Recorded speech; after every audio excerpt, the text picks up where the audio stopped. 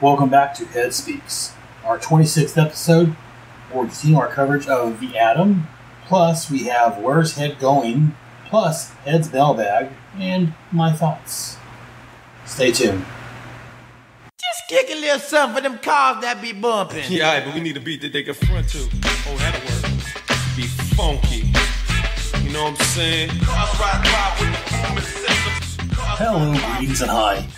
This is the Head Speaks podcast, a proud member of the Headcast Network. I am your host, Aaron Moss, also known as Head. Welcome to Head Speaks, where I'll be talking about comics, movies, and basically anything geeky. But without further preamble, let's get the show started. 12 o'clock at night with your windows down. Headlights breaking cause your battery's drained. Armor roll on your tires and a big gold chain. As I said at the top of the show, welcome back to episode 26 of Head Speaks.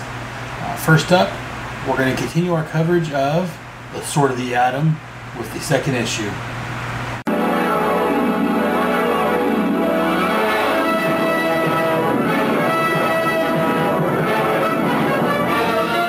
Faster than a speeding bullet.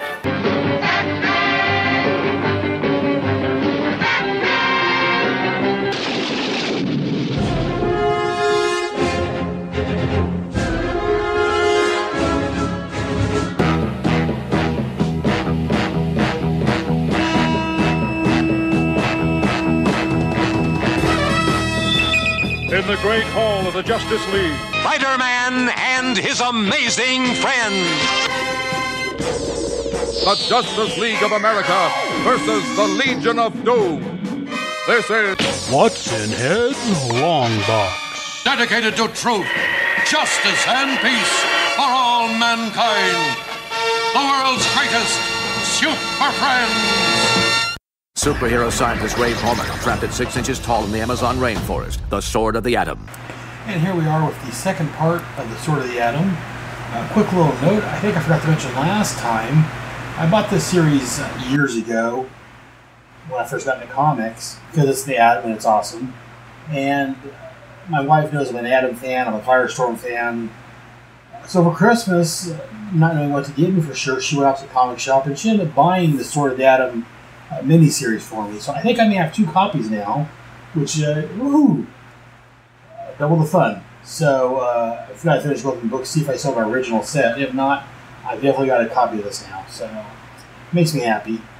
Anyways, just a little thought I want to throw out there.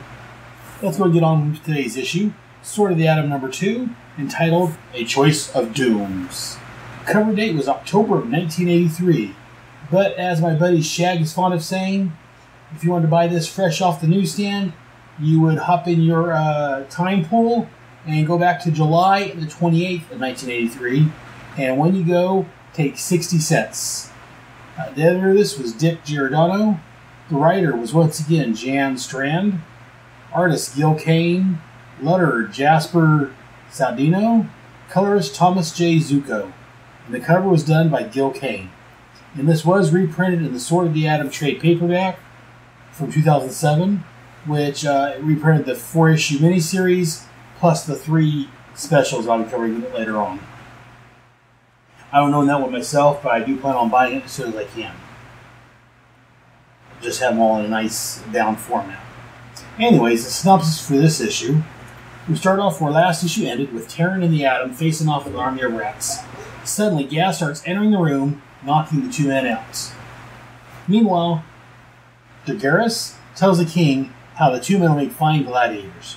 Ray is locked up and thinks about how he picked up some of the language on the right end, and after a few more days, he should have it down. After weeks of being locked up, he's finally given a new costume and sent out to fight. Side note, the costume he's given is the one that we've seen on the first cover and this cover. His new Sword of the Atom costume. His opponent, he finds out, is a blinded Terran. When the crowd sees what happened, they begin turning on the king for his cruelty. Pograr, one of the trainers, ends up helping Terran and Ray escape as the crowd rushes the stage. He takes them to a frog that is awaiting them, along with Princess Leithwin. As the guards rush him, the Atom tries to hold the guards back, so Terran and the princess can escape. But Pograr says that he's not saving Terran, but the Atom.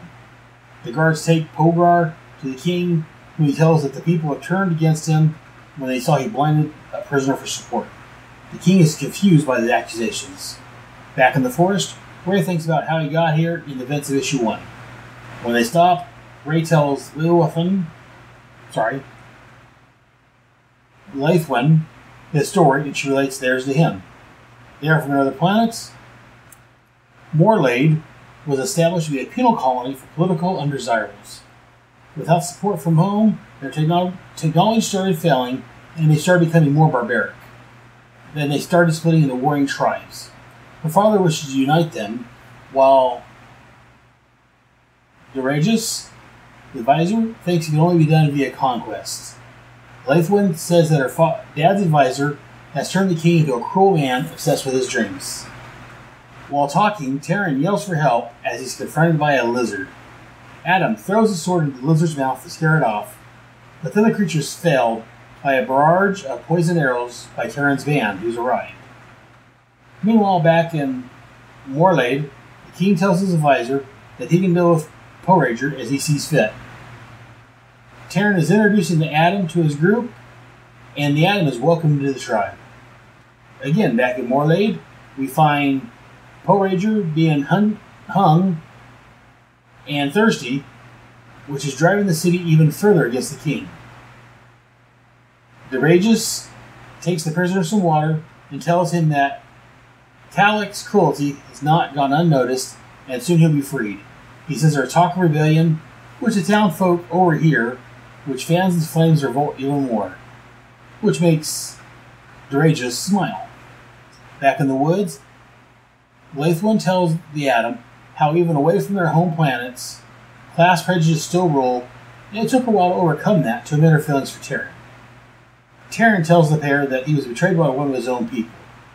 Now that he's blind, Atom will have to lead his men. He also makes a comment about how the forest is a dangerous place for the weak, careless, and dun-dun-dun, disabled.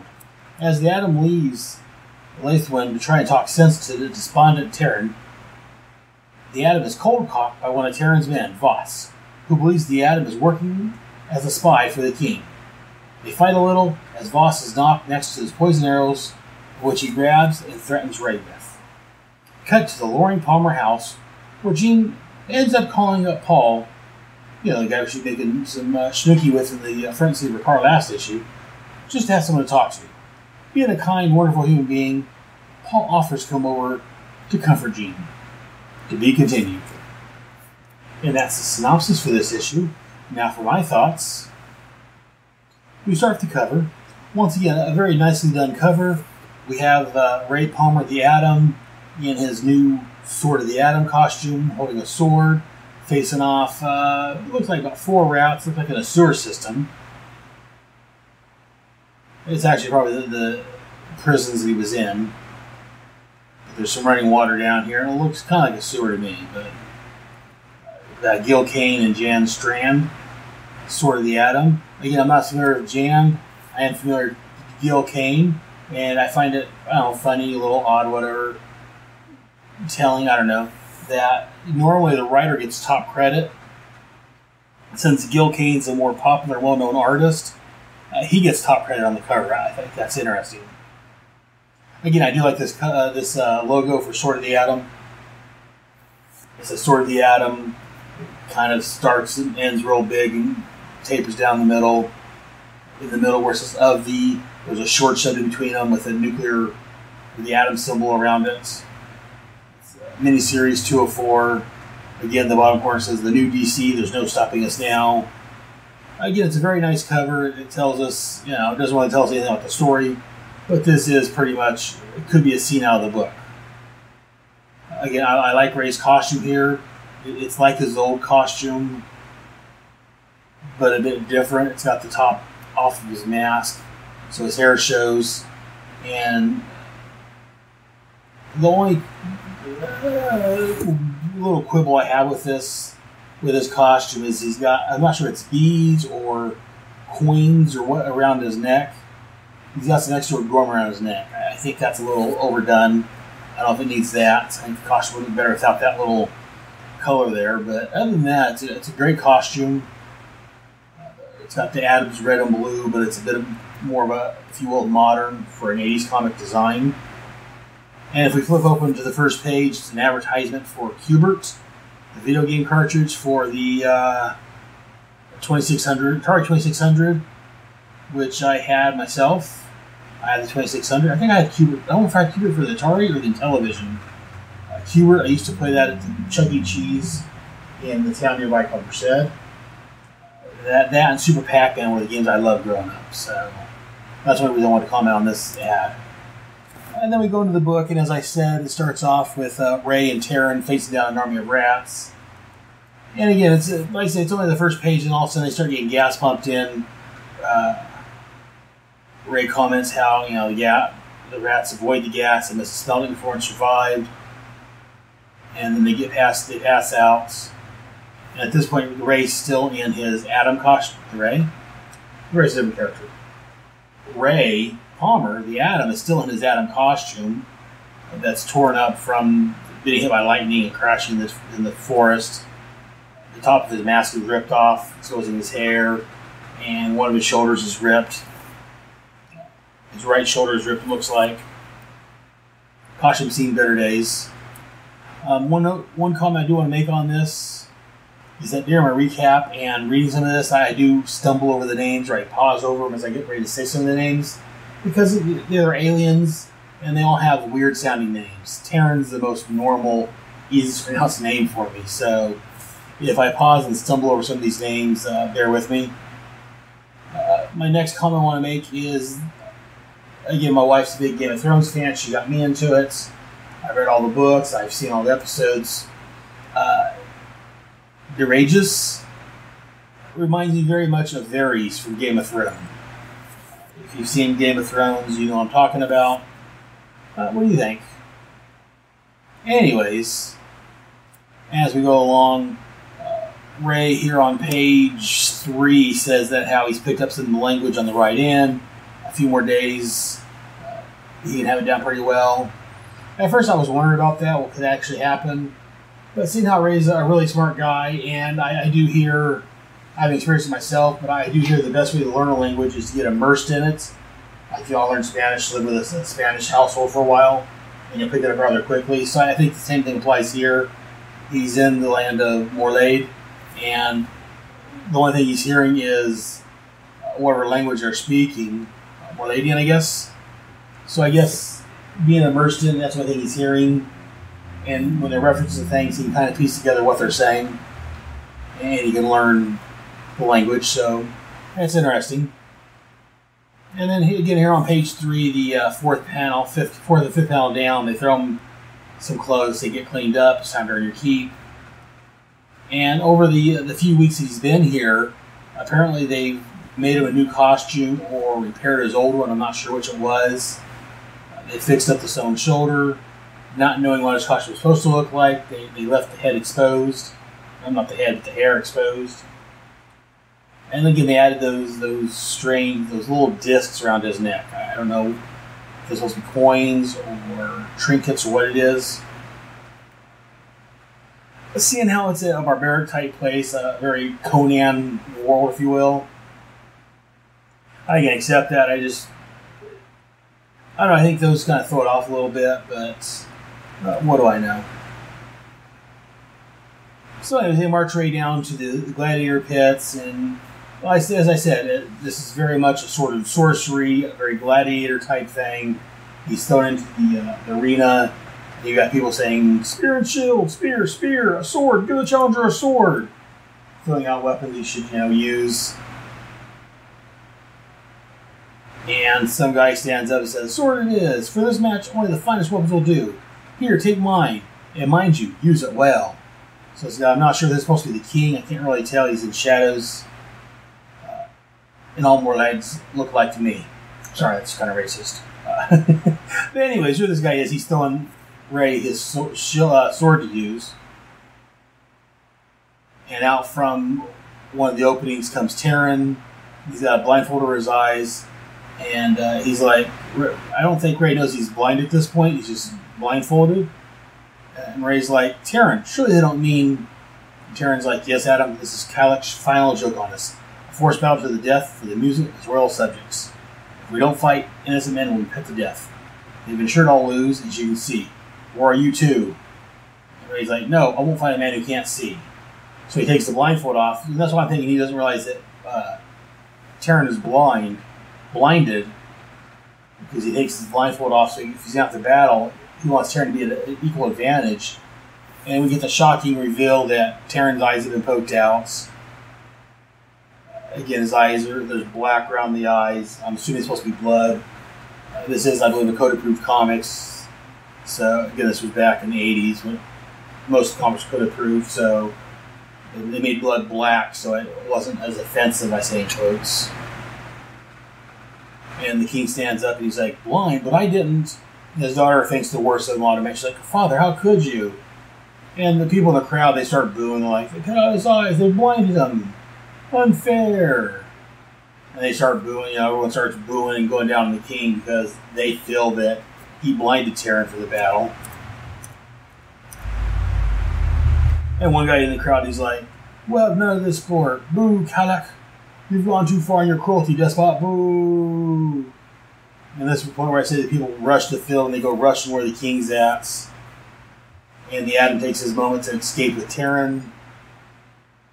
And again, here at the bottom of page 5, we finally reveal that the trainers help him escape, and also waiting for him on a frog that he used to travel with is Princess Lathwin. So at this point, you find out there's more between Terran and Lathwin than we imagined.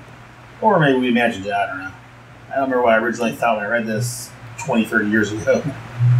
But it is interesting here at the bottom of page 6 when the Atom offers to hold him back, and Pogar, the guard, or trainer, tells him, it isn't Terran I'm saving, stranger, it's you.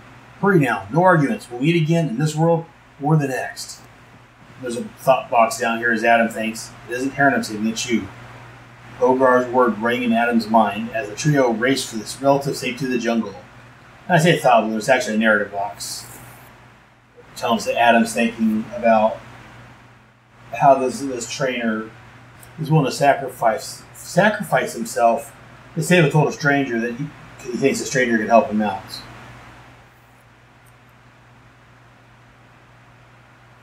And then we get to the king thinking about, they bring Pogar to the king, and then you're like, why'd you kidnap my daughter?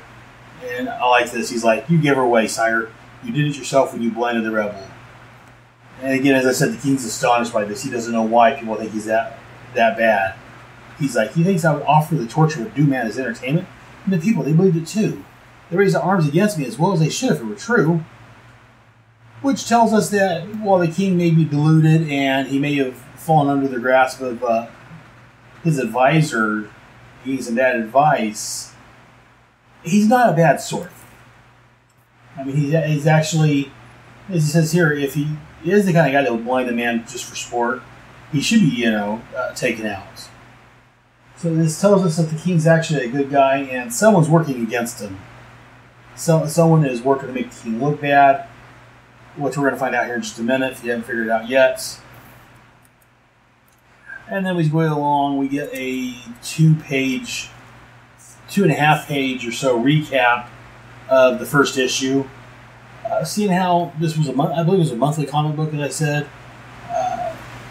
I don't know if we needed a 2.5 page recap of the last issue, but I guess I say it seems like if you want that, you go back and read. Someone probably read the last issue. You go back and look at it if you need to. But again, we get a nice little recap again of Ray catching his wife, making time with Paul Hogan. Their fights. And we do get here on the second page of the recap where Ray says that, she turned her back on him. Later he was telling her he's going to research trip to South America. She didn't care. She didn't bat an eye. Whereas we see that she's laying in bed crying. But Ray Palmer didn't know that. So to him, she didn't seem to care. She had his back to him, ignoring the scenes from his point of view. So that was kind of interesting. Hear Ray's thought on it. But as the rest of this, we find out, he gets on a plane, by some dope smugglers. They knock him out. He changes to the Atom. A stray bullet kills the pilot. The hole was struck by lightning. Damaged the control belt. He fell. Smugglers fell to the ground. He was found by the bondsmen. And so forth. And we get caught up to this issue. And then we get Laithwin's. Hope I'm pronouncing that right. But it's not like she's real, so I can't offend her or anything. Anyways, Laithwin tells her origin, how they got here. And we find out that they're aliens. And they were a penal colony, as I talked about earlier in the synopsis. And again, we get the flashback with the rounded bubbles. Something I talked about previously. Something that was big in a lot of these comics from this time frame. Flashback stories, a lot of times they would do rounded bubbles. Whereas the actual story pages would actually be squared bubbles, for lack of a better word. But again, as she's telling us that her father's advisor, Deragus, she doesn't trust him, she never has. We'll come back to that here in just a minute. We'll circle back to that whole thought process. I'm not trusting him. I don't trust him either. Of course, I think I made that clear when I said he reminds me of Varys from Game of Thrones. But moving on. And then, like I said, we see Terran facing down some sort of iguana or lizard-type creature. And since he can't see him, I guess he heard the creature come up on him. And Adam says, a blind man in the jungle. He'll have to be under someone's protection every minute as he saves Terran from the lizard. So again, it's letting you know that Terran is in danger of... I think it's kind of setting it up what we're going to see in the future.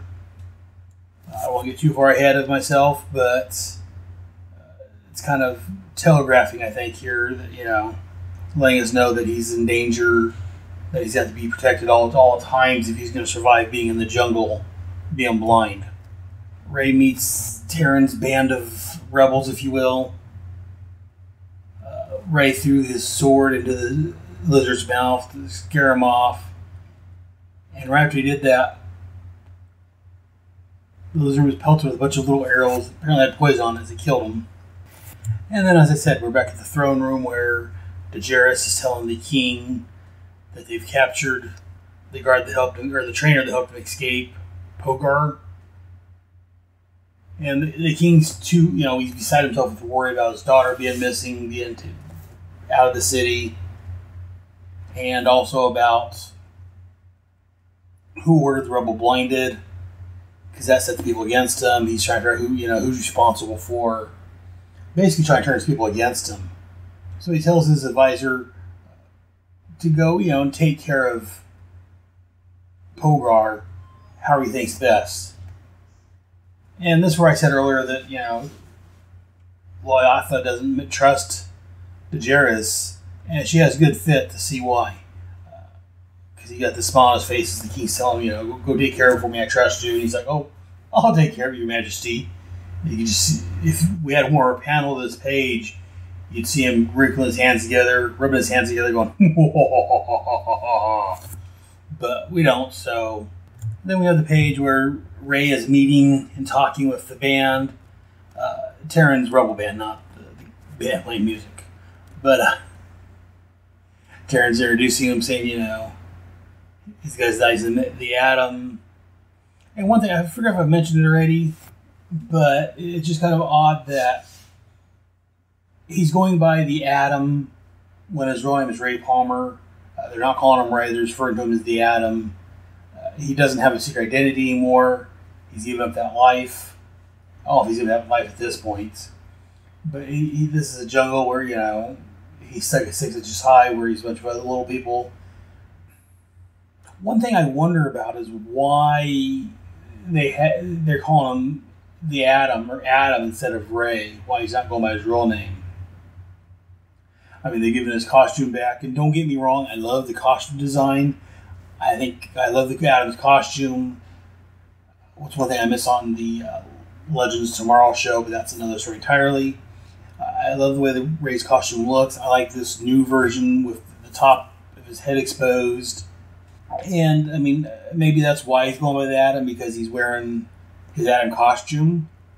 It's just something that struck me as kind of odd, maybe question, why he's going by Adam instead of Ray. Maybe we'll find something for the end of the series. I don't think so.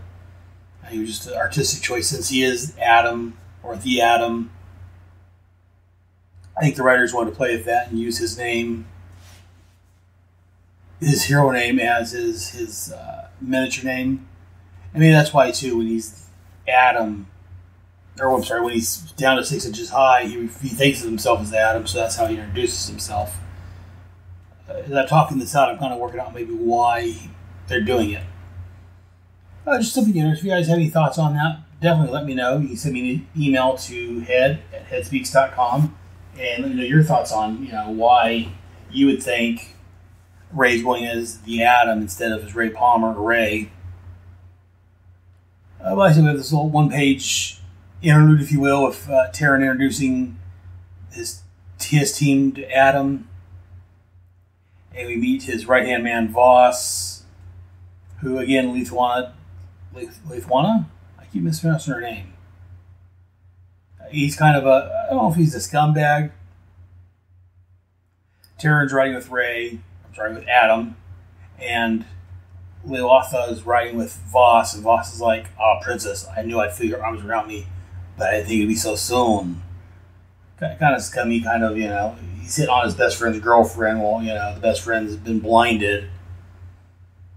And Leotha tells him, "Hush, Voss, talk like that doesn't help anyone." And they're back into the Morlade, where we see the trainer up on a cross. And we got people roaming the streets, saying how it's inhuman, how, punishing is one thing, but torturing is something different. And they're blaming Calic, the king, for this. He thinks that he's trying to intimidate him. They think he's gone mad and demented. And here's where I was talking about earlier that Leotha's probably correct not to trust Daenerys. We see him up in his tower, watching down, going, "Yes, enough have gathered. Now is the time."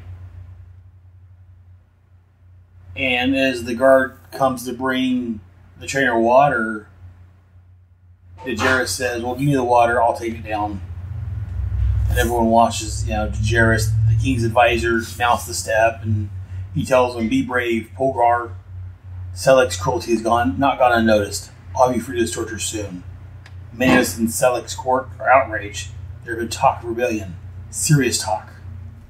And he's saying this loud enough that people nearby can hear him, so the town folk are hearing the advisor, the king's right-hand man, talking about revolt, about not liking what the king's doing, and he tells them that Calic's telling the trainer, he's like, "We'll put an end to Calic's despotic reign. There'll be a new order, and I promise you, you'll live to see it. Soon!" And as Daenerys is leaving, there's 2 panels here of him walking away, people watching. The first one is an extreme shot. His hands are together, his cloak's over him. And then the last panel is a close-up of his face as he's looking back, kind of grinning evilly. I just know he has his hands together under his robe, rubbing them together. Again, this is a sword and sorcery type comic, but we are doing with the Adam. This is very much of a supervillain look on Daenerys' face. And then, again, we're back, as I said, with Adam and Taryn and Leotha. And Leotha, again, we find a little more about her and where they come from. As I said, it's sword and sorcery. It's very much, not sorcery, but sword and loincloth, whatever. But we find out, she is in love with Taryn, but due to class warfare, these are an alien people, alien culture, but again, just like us, there is class warfare, there is class, the haves and have-nots shouldn't be together, like some people feel around, on Earth. So they fit right in. And we get from Taryn that he's been betrayed by one of his people. Again, we don't know who it is. Honestly, it's been, oh my lordy lord, it's been 20 some odd years since I read this book.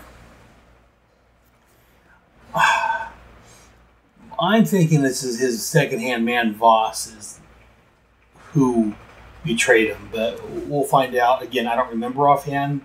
It's been a while. I'm not spoiling anything because I'm just guessing from what we've seen. Voss is the only person we've really seen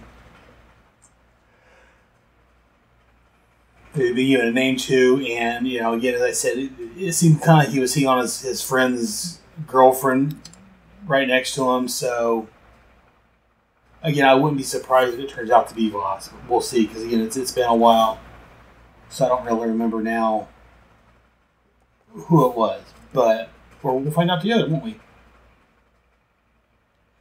But he's Voss. Sorry, not Voss. Terran is telling Adam that he wants him to lead his people, since Adam's the only one that he can trust at this point. Since the Adams helped him escape, and the Adam wasn't around to betray him, so he knows the Adam isn't the traitor. And Watson tells him that the people will follow him with Terran's endorsements. Again, the Adam is a stranger in a strange land. He's new to this group. And again, going to race relations, if you will, these people are kind of a yellowish green looking, whereas Ray is Caucasian and looks nothing all other than being, humanoid, like the people he's with. So it says a lot that, with Terran's word, they're going to trust him. And again, maybe it's just me reading too much into it, being 46 years old.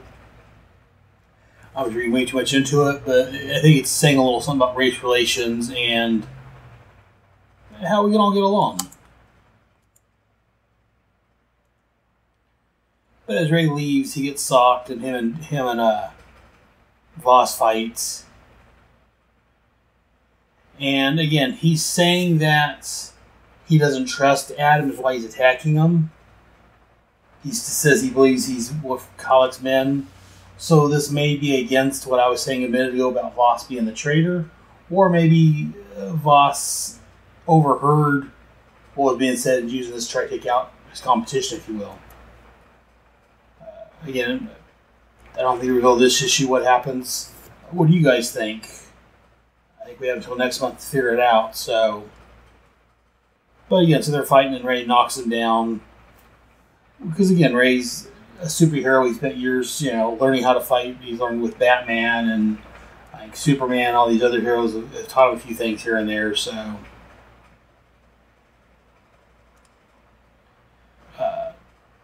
he's a pretty good hand-to-hand fighter. He doesn't just use his powers, so... And as we're going along, let's take a break here on page 20, right after page 21. Just talk about a couple of the ads that come across real quick. There's an ad for Grits. Grits, one of the things I never did sell growing up. I remember these ads. And there's DC Coming Comics. On July 28th, it tells us what's coming up. Jonah Hex 77, World's Finest 296. Sword of Adam 2. Arion, Detective Comics. All-Star Squadron, Adventures Superboy, and Captain Carrot Amazing Zoo Crew. Oh, I missed Action Comics with the Phantom Zoners. I don't know, I just kind of miss these little blurbs in the middle of the comic with what's coming, and yet the Meanwhile by Dick Giordano. I miss these things from these old comics. But go back to our action where Adam and Voss is fighting. And I like this. He's saying that he's on Terran's side. I don't care what you say. And he socks, and he's like, "That doesn't mean I'm on yours." As he knocks him down, and Voss grabs for an arrow, poisoned arrow, because he lands right next to it. And I like this ending on page. What page is this? Page 22. I look at the previous page because the numbers kind of blurred here. Adam's leaping at Voss while Voss grabs it and holds it up. And then we cut away to where, as I mentioned, the synopsis, Jean's laying in her bedroom and she calls Paul. And Paul, being such a swell guy he is, invites himself forward to help comfort her. I'm doing comfort in quotes. Again, I know they're friends, they're law partners. And I'm going to play a message here from Ben Avery, a fellow podcaster and friend, talk about this whole Gene Loring thing. So I'm not going to say too much about it right now, but again, this doesn't put Gene, in my opinion, it doesn't put Gene too much of a good light. Maybe I'm wrong, but I mean, she believes her husband's dead. So she calls her ex-boyfriend or boyfriend or whatever he is, the guy that she cheated on her husband with, and he's volunteering to come over and comfort her. We know how this is going to end up. At least I'm pretty sure I do, but yes, I remember to mention, I'll wait till I get to the letter section. I'll talk about this a little bit more. And then we get to the end here where it says, the time for waiting is definitely over. Next, morning's end. And that is the issue. Again, overall, as I said, I enjoy the artwork. I'm enjoying the story itself. Like I say, Jean's not coming across the best in the story so far. She's cheated on Ray, and now at the end of the second issue, right after she finds out he's dead, she's calling her boyfriend, and he's going to come over and comfort her.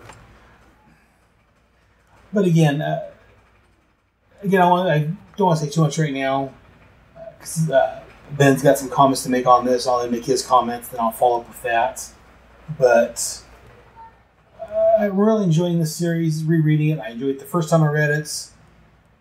This leads up to the Power of the Atom series, which I'll be covering down the road here, a couple months. But so far, I'm really enjoying this. What do you guys think? Go ahead and send me an email to head@headspeaks.com and let me know what you think about this. But for right now, we're going to take a quick break. We'll be right back. Head Speaks will be back after these important messages.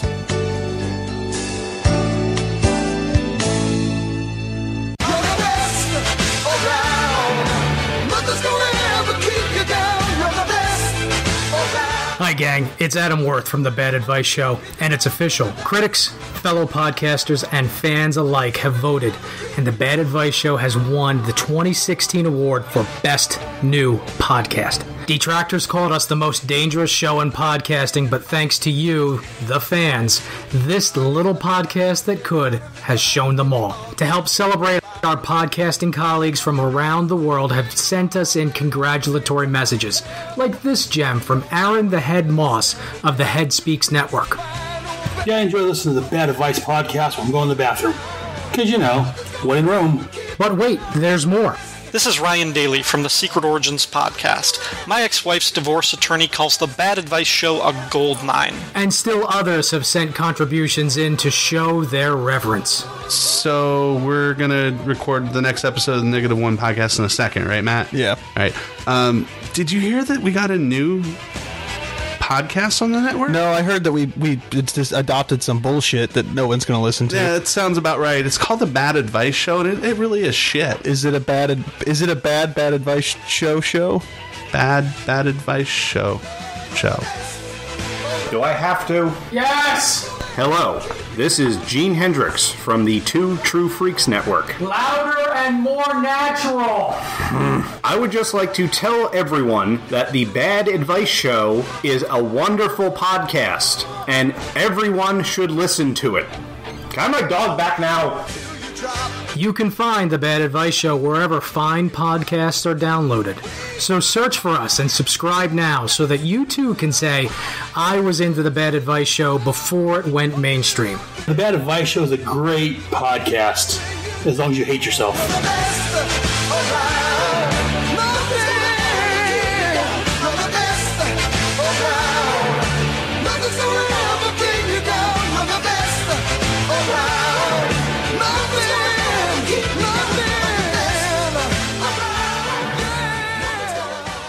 Two men enter, one man leaves. I must predict.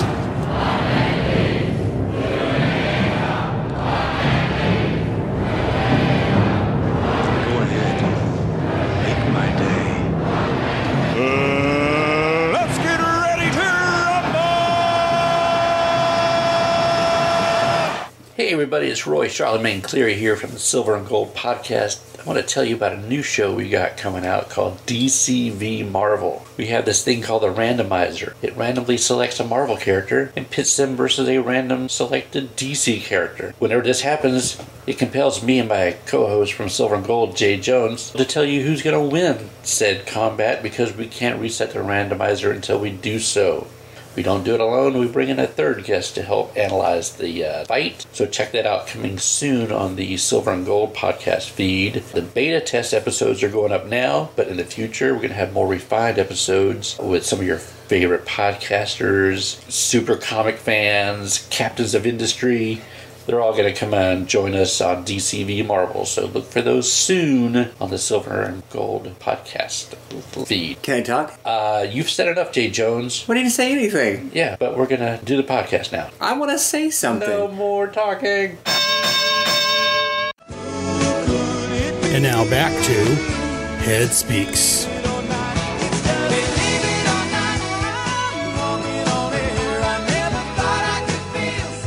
Now, let's move on to... On your mark, get set. We're riding on the internet. The internet is really, really great. For porn. I got a fast connection so I don't have to wait. For porn. What?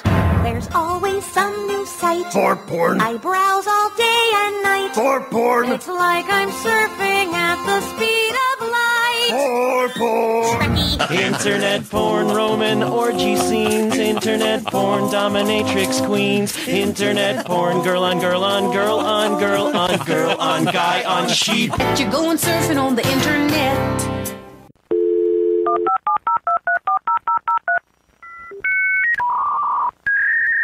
Where is Head going?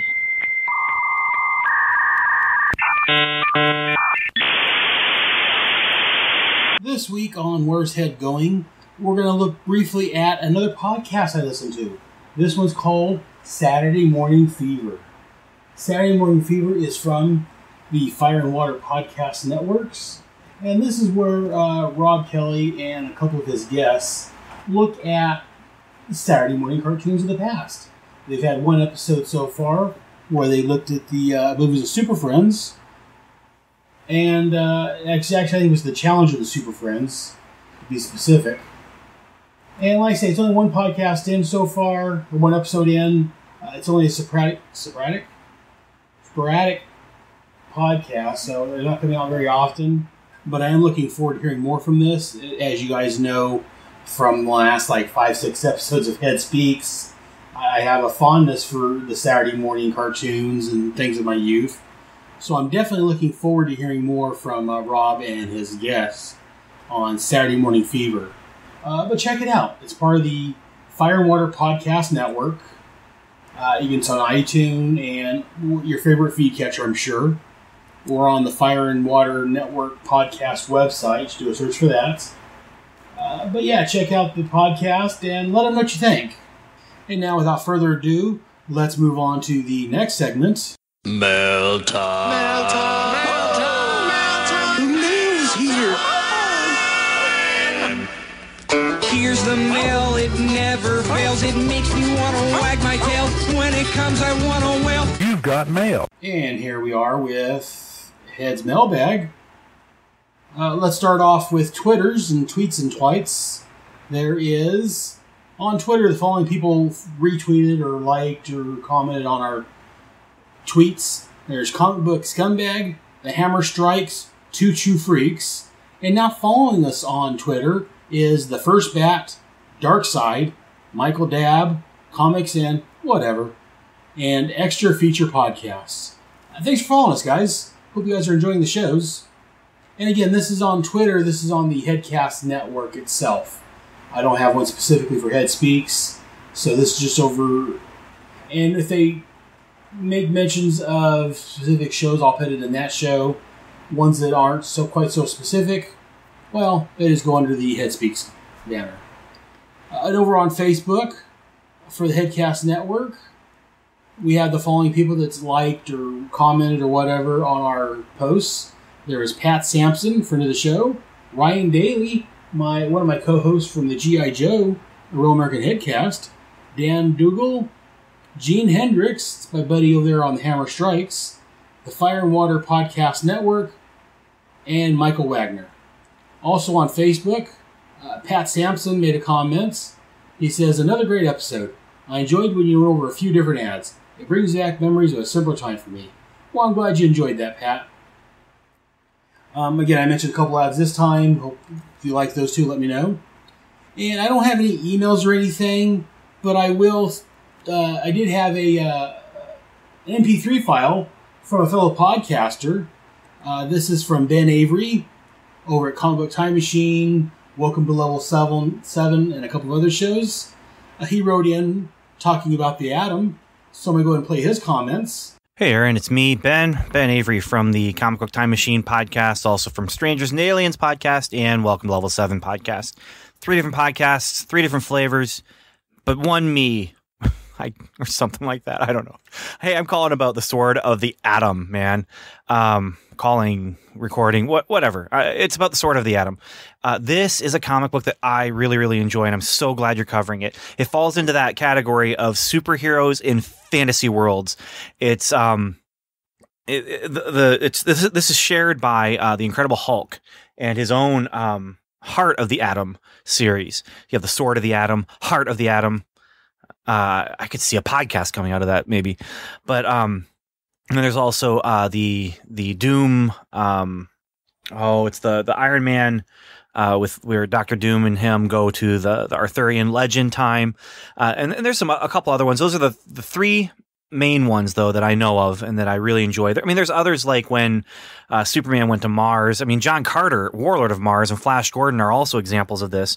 But these are where they take characters who are known, throw them into a place where it's weird and different and exciting because it's weird and different. And for me, Sword of the Atom is, I think, the best of the 3 in some ways, but in other ways it's not. And it's best of the 3 because of the imaginative world. It's been a while since I've read them, so I'm going off of memory right now. I have reread issue number 1 because of your coverage, and I'm going to be rereading the other issues along with you, but that means I don't remember exactly what happened with some of the later things, but I remember really, really liking those later issues. However, the things that I did not like, that I remembered not liking, I still don't like when I read this first issue. And that's basically all the stuff with his wife. Now, what happened with his wife had to happen, and this is why. They needed him to have a romantic interest where he goes. So they needed him to be in a place where he is, where we accept that he is going to be romantically linked with someone other than his wife. And so what did they have to do? They had to separate him from his wife, but not just separate him from his wife. They needed to do so in such a way that we accept that they're done and that he's not the bad guy in the situation, because we have to accept him as a lead that is not doing something that we find morally icky, cheating on his wife. And I mean, there's ways you can do it. One would be kill her off. One would be make him think that she's dead, which brings up some other issues later on when he finds out that she's not. And then there's this, where she has cheated on him and she has in her mind been separated from him for a long time, and it makes her look bad, although they do try and make her not look quite as bad, but it doesn't make him look bad, except that he's been the superhero. And how can you not like a superhero? You know? And so that's I understand why they're doing all this, but I don't like it. I mean, this whole issue I only like because it's set up. And I remember this from the last couple of times that I read it. It's been a couple years now since the last time I read it, but I remember this every time I've read this through. I remember this first issue just not hitting it well, because honestly, it's all of the stuff that happens in the regular world. The plane crash that just happens to damage his belt. It's all these different things it's all set up. And once we finally get there, I'm cool with it because we're there. But it's all of the contrived things that have to happen to get us there. But I remember loving the swashbuckling adventure that's coming. I remember something towards the end where I didn't feel like it ended well. We'll get there. but my pacing is just going to be whatever your pacing is, buddy. And I'm just going to enjoy it along with you. And maybe afterward, I'll pull out my Incredible Hulk Heart of the Atom. Maybe I'll pull that out right now, actually. And but first, I have to read issue 2, and I can't wait until you cover that. And like I said, I like what this issue, what the series does, but this issue, I'm just not a fan of it because of all the things that have to click into place in order for us to accept that the Atom is trapped in this world. And he's trapped in this world at that height. And not only that, he's separated from his wife in such a way that we accept it for him. And it makes her look really, really bad. And, every situation like that, both parties are at fault.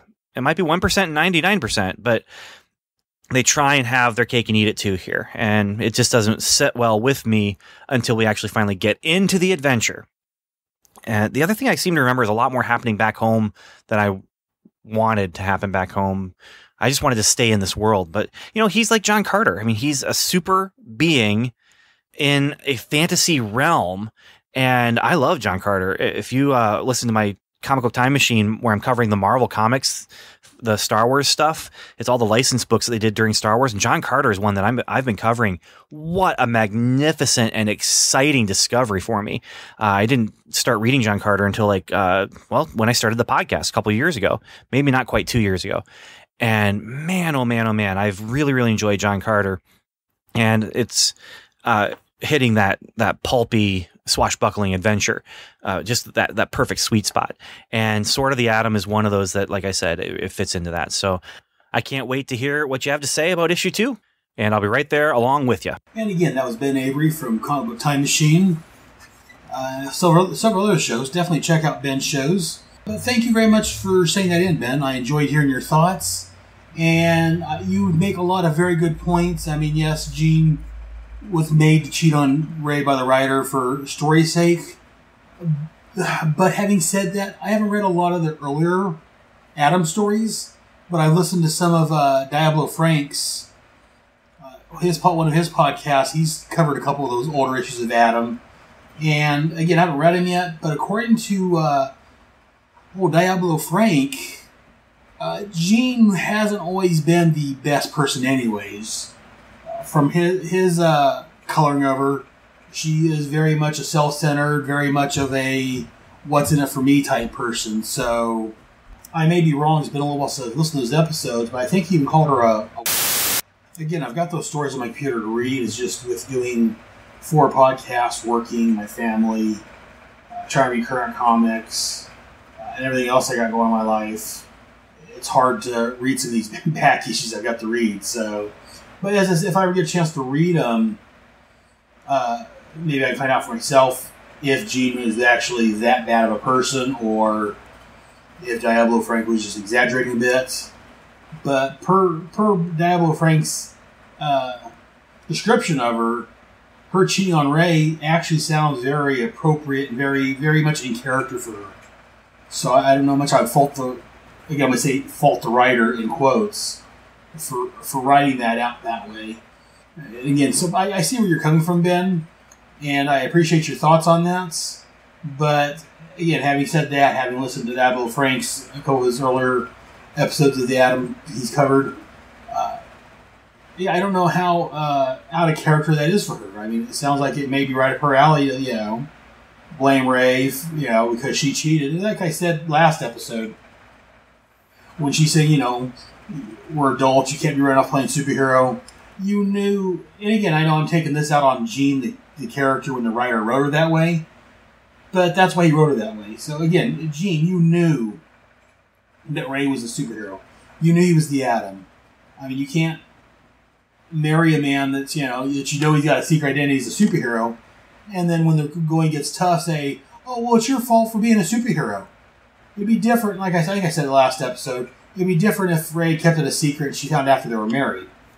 But if I'm not mistaken, she found out relatively quickly that he was the Atom, and before they got married. So you've got no one to blame but yourself. Again, I need to get to read those older issues of the Atom so I can see how in character or out of character this is for her. But Otherwise, everything else, actually, you made some great points, and ignoring those old issues, yes, what you've said is very valid, Ben. And like I said, I'm glad that you're listening along. I'm glad you're following along. I don't know if I've read that Incredible Hulk Heart of the Atom story. I need to find that and read that. I may have it in my boxes out in the garage. That's a process. But anyways, hopefully keep listening along. Hopefully you'll keep listening as I get through, as I'll do these 4 issues, then I'll do the 3 specials, and then I'll go into Power of the Atom. Definitely, Ben, write in again. Let me know what you think. Again, you can either send me an email or you can send me another MP3. And for anyone else listening, go ahead and let me know what you think, just like Ben did. I'm curious to hear your thoughts. Again, either email me or send an MP3 file like Ben did to head@headspeaks.com. And if you send an MP3, I'll play your thoughts on the air. If you send a letter, I'll read that on the air. But I guess that's enough for that. Again, thank you very much, Ben, for writing in. I appreciate that. And now for Head's final thoughts. I just want to give a mention to DC in the 80s. That's DCINTHE80s.blogspot.ca. Online buddy of mine, Justin, he runs that site, and he talks all things 80s-ish. He's had some interviews. He's posted some of my links up there before. Justin's a great guy. It's a great site. And currently I've been helping him do some work. Again, it's not related to Adam, but it's related to my podcasts. He's reviewing the G.I. Joe Impel cards from the early 90s. Yes, it's a bit outside of his focus, where he's looking at. But since it's G.I. Joe, it started in the 80s, it gets a pass. And again, I've made some additions to his thoughts on that. So he's got 2 articles up so far on the Impel cards. So definitely check them out.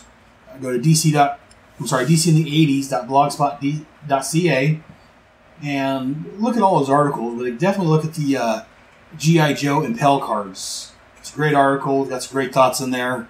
And also, while I'm talking, make sure you rate and review us on iTunes. That's a good way, if you like the show, that's a good way for people to hear about the show and to find the show. If you rate us, if you'll give us a 5-star rating, I'd appreciate that. And leave your thoughts. Let me know what you got the show on there. Like I've said this episode and every episode, you can email me at head@headspeaks.com. I'd love to hear from you. You can go to the blog at head.headspeaks.com. Leave a message on there. You can go to the Facebook page, which is just look for Head Speaks. Or you can look for the Headcast Network on Facebook. And be sure to let me know what you think about it.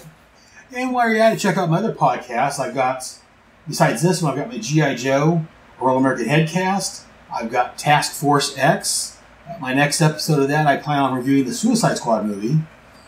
And then I've got my Starman Manhunter Adventure Hour podcast, where I look at the 1980s Starman starring Will Smith comic. Will Payton comic, and the Manhunter starring Mark Shaw by John Ostrander, the same guy that wrote Suicide Squad.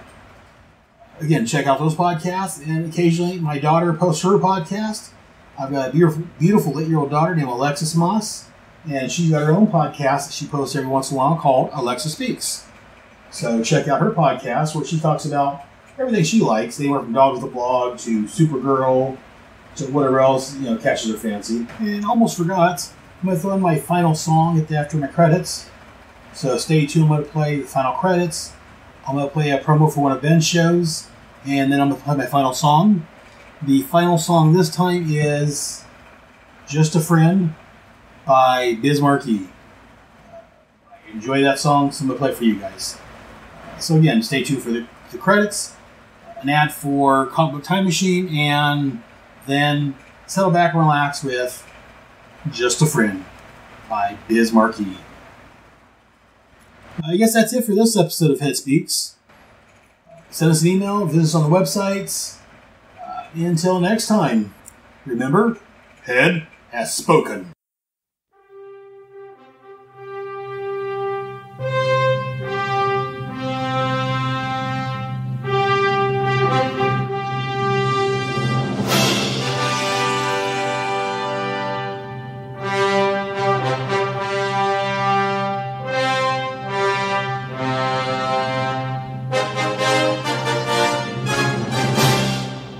thank you for listening to another fantastic episode of Head Speaks.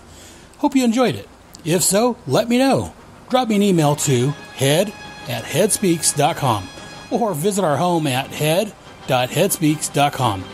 You can also visit and talk with me on Facebook and Google+, both under Head Speaks. You can also send an MP3 file with your thoughts, and I can play that on the air. And you can also get more of me on my other podcasts. Be sure to listen to Task Force X, where monthly I look at John Ossinger's Suicide Squad and Paul Kuppenberg's Checkmate comics from the 80s and early 90s. Also, over on G.I. Joe, a Real American Headcast, my podcasting friends Ryan Daly and Kyle Benning, along with myself, are looking at all of the G.I. Joe, a Real American Hero comics, and related titles from Marvel and IDW. All of my headcasts are available on iTunes and Stitcher, along with the respective blogs and my main page at headspeaks.com. All comments, thoughts, and opinions expressed on Head Speaks are owned wholly by the speaker of said comments, and do not express the opinions of Head Speaks, unless, of course, I'm the one making the comments. Head Speaks, Task Force X, and G.I. Joe, a Real American Headcast, are all part of the Headcast family. So, join us next month for another wonderful episode of Head Speaks. Until then, I'll see you in the funny pages. Good night.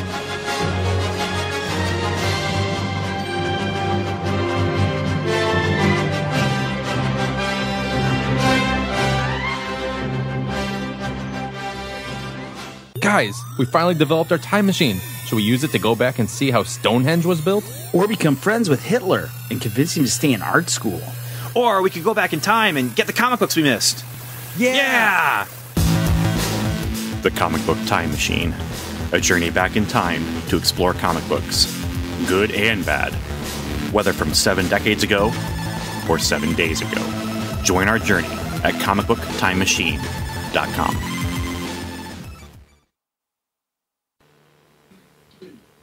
Have you ever met a girl that you tried to date, but a year to make love she wanted you to wait? Let me tell you a story of my situation. I was talking to this girl from the U.S. nation. The way that I met her was on tour at a concert. She had long hair and a short miniskirt. I just got on stage dripping, pouring with sweat. I was walking through the crowd, and guess who I met? I whispered in the air, come to the picture booth so I can ask you some questions to see if you're 100 proof. I asked her name, she said blah blah blah. She had 9-10 pants and a very big bra. I took a couple of flicks and she was enthused. I said, how do you like the show? She said I was very amused. I started throwing bass, she started throwing back mid-range, but when I sprung the question, she acted kind of strange. Because when I asked, do you have a man? She tried to pretend. She said, no I don't, I only have a friend. Come on, I'm not even going for it. This is what I'm going to sing.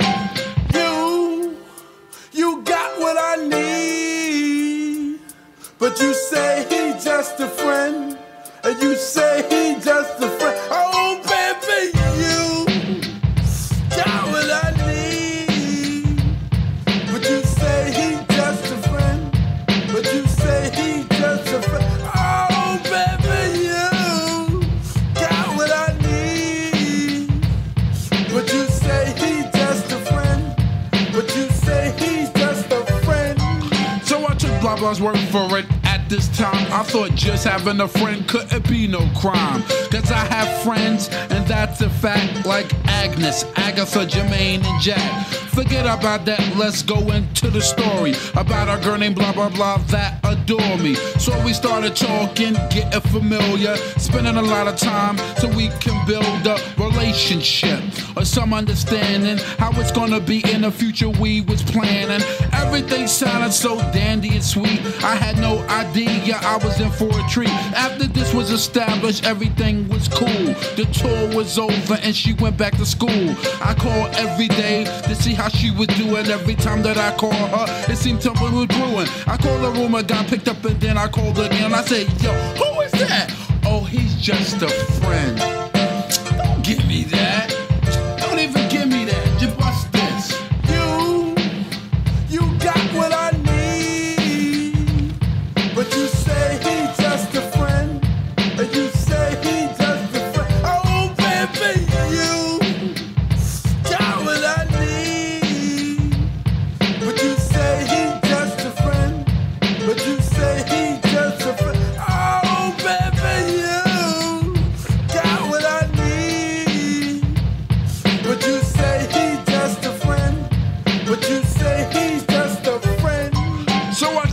college on a surprise visit to see my girl that was so exquisite. It was a school day. I know she was there the first semester of the school year. I went to a gate to ask where was a dorm. This guy made me fill out a visitor's form. He told me where it was, and I was on my way to see my baby doll. I was happy to say. I arrived in front of the dormitory. Yo, could you tell me where is door 3? They showed me where it was for the moment. I didn't know I was in for such an event. So I came to a room and opened the door. Oh, snap! Guess what I saw? A fella tongue kissing my girl in the mouth. I was so in shock, my heart went down south. So please listen to the message that I sent. Don't ever talk to a girl who says she just has a friend. Has a friend. Has a friend. Has a friend.